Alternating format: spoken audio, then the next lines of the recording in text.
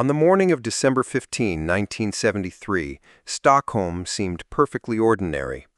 Frost still clung to car windows, chimney smoke curled into the gray sky, and bundled commuters hurried through the numbness of early winter.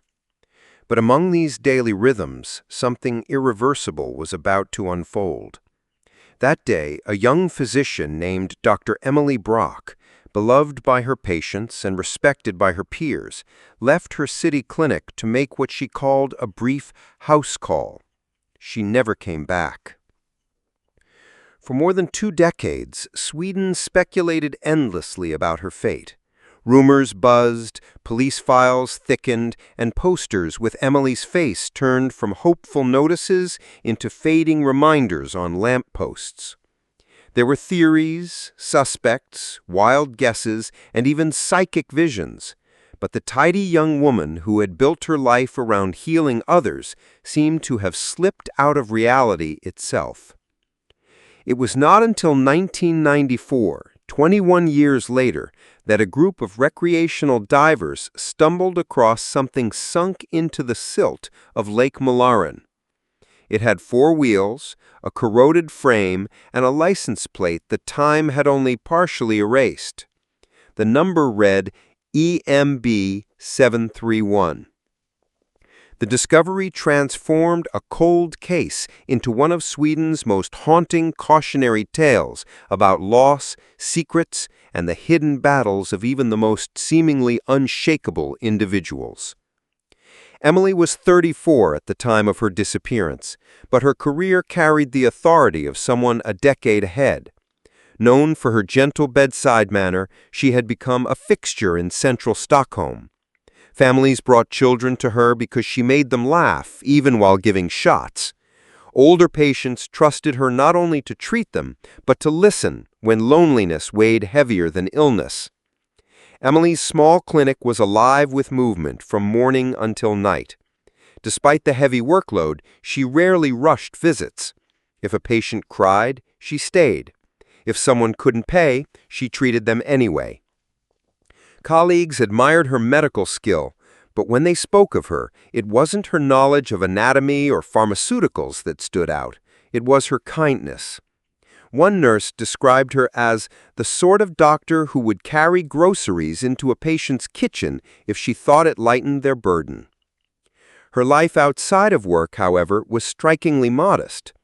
She lived in a compact apartment near the clinic, spent evenings reading medical journals, and often checked on elderly patients who struggled to leave their homes. She was reliable, punctual, and disciplined, which is why, when she drove away that winter afternoon, her sudden vanishing seemed unthinkable. Emily began that Friday as she always did, punctual and cheerful. She arrived at her clinic before dawn, greeting her nurse, Astrid Lindgren, no relation to the children's author, though Astrid sometimes joked about the coincidence, with a smile. The day ran like clockwork until a little after 3. That was when Emily mentioned she had a quick house call. Astrid recalled later that nothing seemed unusual in her tone, hurried perhaps, but steady. Watching from the clinic window, the nurse saw Emily step into her sky-blue Volvo 142 and pull north toward the residential district. She was expected to return in an hour to finish paperwork. But the hours stretched, darkness fell, and patients began to ask when she would be back. By closing time, Astrid's worry turned to dread. Emily had never once abandoned her post. Repeated phone calls to her apartment went unanswered. That evening, Astrid knocked at her flat, but the door stayed closed. With dread mounting, she contacted Emily's only close relative, her elderly aunt Margareta, who rushed by night train to Stockholm. Before dawn, the 2 women together unlocked Emily's apartment. Inside lay no chaos, no robbery, no hint of flight. The flat looked untouched, bed neatly made, clothing orderly, medical books stacked as though ready for use. The eerie stillness made the scene more unsettling. It felt staged, paused. Margareta reported Emily missing to the police the next morning. Officers were initially dismissive. Adults often went away for a while and usually returned. But Emily's patients knew better. Flyers plastered Stockholm, newspapers splashed appeals, and search parties combed parks and train stations. Tips flooded in. Someone claimed she was spotted in Malmö. Another insisted they saw her boarding a ferry to Finland. Investigators chased every lead only to meet dead ends. When detectives retraced her final hours, they uncovered the first irregularity. No house call was scheduled. Emily's appointment book had no record of one. Patients confirmed they hadn't asked for emergency visits. So where had she been heading when she drove away from the clinic? More unsettling discoveries soon surfaced. Over previous months, large sums of money had trickled out of her savings account, withdrawn in cash. She had even inquired about breaking her apartment lease, though had never followed through. Neighbors also reported that her phone rang at unusual hours and that she spoke in muted, anxious tones during those late-night conversations.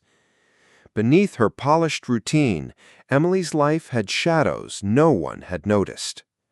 By mid-1974, the mystery of Emily's disappearance had brewed into a potent mix of speculation, dominating not just hushed coffee shop chatter, but also the bold headlines of every newspaper. Three competing theories, each with its own unsettling implications, vied for public belief. The first was voluntary flight. Could Emily have simply chosen to disappear? Perhaps she had staged her own vanishing act, a meticulous escape from her responsibilities in pursuit of some undefined new beginning. The substantial cash withdrawals made in the days leading up to her disappearance seemed to lend a chilling credence to this idea, suggesting a deliberate plan rather than a sudden event. Then there was the far darker possibility, crime victim.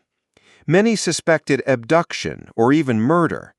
Emily's life was a testament to meticulous routines, a predictable pattern that, while comforting to her, could have made her an alarmingly easy target for someone with ill intent. The phantom house call, a supposed appointment that no one could verify, loomed large in this theory, a sinister detail that might have been nothing more than a carefully laid trap. A third, more somber theory, though held by a minority, was suicide. Despite the seemingly sunny surface she presented to the world, perhaps a hidden despair had gnawed at her, ultimately driving her to take her own life. This was a harder pill to swallow for those who knew her vibrant spirit, yet the absence of any other clear explanation left a void that this tragic possibility, however remote, sought to fill. Each theory painted a different portrait of Emily's fate, leaving those who knew her and a captivated public to wonder which horrifying truth awaited discovery. All three theories had adherents, but none had proof. By the late 1970s, attention faded. Her Volvo was logged as never recovered. Insurance declared her legally dead. Her once bustling clinic moved on under another physician. For most, Emily Brock became little more than a cautionary story, until 1994. In July 1994, diver Lars Eriksson descended into the murky waters of Lake Mälaren, west of Stockholm. He expected nothing more than routine photography of plant life, but his torchlight caught a flash of metal under decades of silt. He brushed away algae and froze. Buried was the unmistakable silhouette of a car, upright as if parked there intentionally. The corrosion was severe, windows shattered, but faint etchings on the plate read EMB 731, Emily Brock's license. News erupted across Sweden. Television helicopters hovered as recovery crews prepared to lift the 1970s Volvo from its 15-meter Brave. By the time the car emerged, dripping and eerily intact, thousands watched live on national television. Inside lay relics of the 1970s, untouched by time. Her medical bag, prescription slips, insurance documents. But crucially, there was no Emily, no remains, no clothing, no personal artifacts beyond the everyday. It was as though she had stepped out before the car went underwater. As investigators puzzled over the eerie discovery, an elderly forestry worker, Eric Sundberg, finally confessed something he had kept secret for decades. On that very December afternoon in 1973, while eating lunch on the lake's edge, he had noticed a woman standing knee-deep in freezing water, motionless, as though waiting. When he glanced back minutes later, she was gone. At the time, he had dismissed it as odd but not alarming. Only seeing Emily's recovered Volvo jogged his memory fully. The description matched. Suddenly, the timeline aligned. Emily had likely driven directly to Lake Mallorin the day she left. She rolled the Volvo slowly into the deep, then waded into the frigid water herself. But if this was deliberate, what pain drove such a meticulous doctor to such ends? The answer emerged from her own hand. Hidden within her belongings, detectives discovered journals and private medical notes Emily had written to herself. With almost clinical precision, she had diagnosed herself with severe depression. Even more telling, she had been speaking secretly with a psychiatrist, Dr. Henrik Larsson, during those mysterious night calls neighbors overheard. Out of fear for her career, Emily had refused hospitalization or formal treatment. Police also uncovered letters, one to her Aunt Margareta apologizing for what she was about to do, and another to her patients, thanking them for their trust. She chose Lake Mallarn deliberately. Its depths, she explained, would keep her body hidden, sparing loved ones the trauma of finding her. Her financial withdrawals weren't escape funds. They were her way of carefully arranging her affairs, leaving nothing unsettled. Emily's case, once tangled in crime theories, ultimately revealed a story of hidden suffering behind professional perfection. She had maintained compassion for others while silently collapsing herself.